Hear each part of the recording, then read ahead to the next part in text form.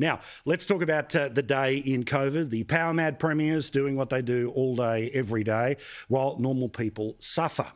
Let's first begin with the good news. Premier Marshmallow has decided that a pointless, unnecessary, week-long lockdown in South Australia comes to an end.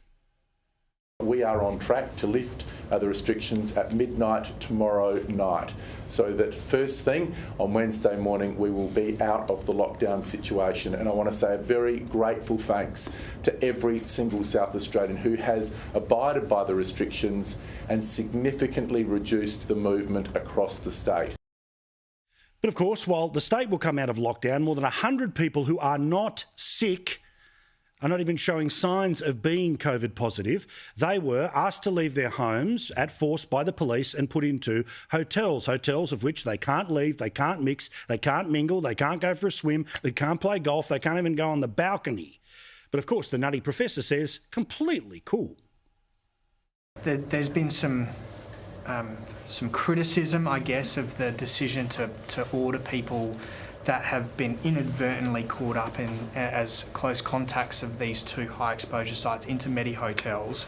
Are you concerned that people's civil liberties, I guess, are now being ignored for the health advice? Well, I think we just have to remember we are in a public health emergency at the moment. About 100 people have been transferred to our Medi hotel because it is safer, not only for them in terms of giving them the medical support, it's also safer for the community.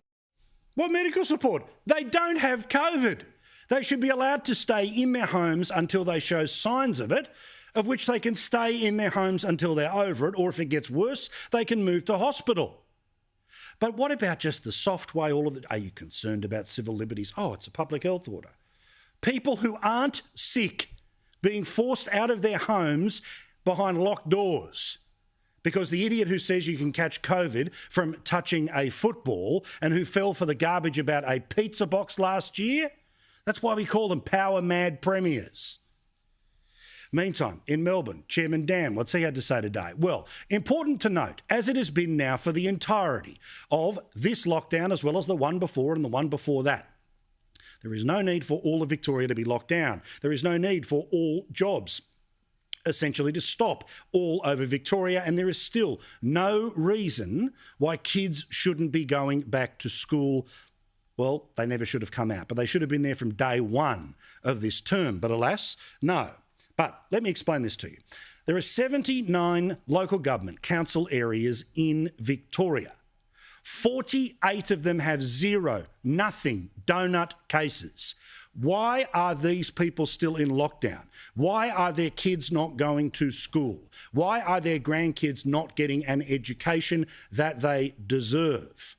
Meantime, a further 21 of the 79 cases, that takes us to 69 of 79 local government areas, have 5 or fewer cases. Now, they don't even tell us about the mystery links.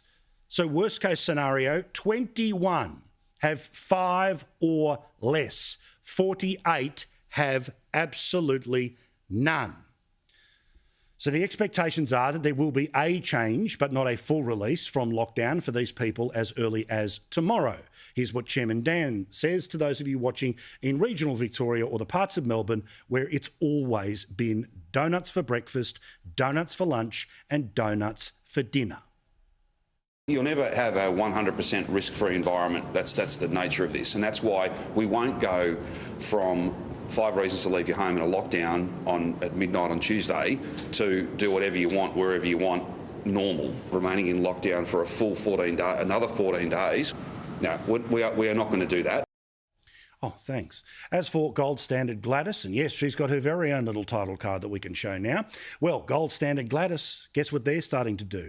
The sums on a lockdown that could go till mid-September. I know there's some suggestions even of Christmas, but let's just deal with mid-September right now. This is what the Premier has had to say about that suggestion in the press today. I don't know who came up with that date, but I can assure you this, that we're working really hard with our health experts to really make sure we make those important decisions to give the public as much information as we can. And obviously this week we'll be communicating what life beyond July 31 and for the next few weeks looks like. of course, that's all part of the media strategy, which is we've got a strategy to announce the strategy for a little bit later. Carry on as you were.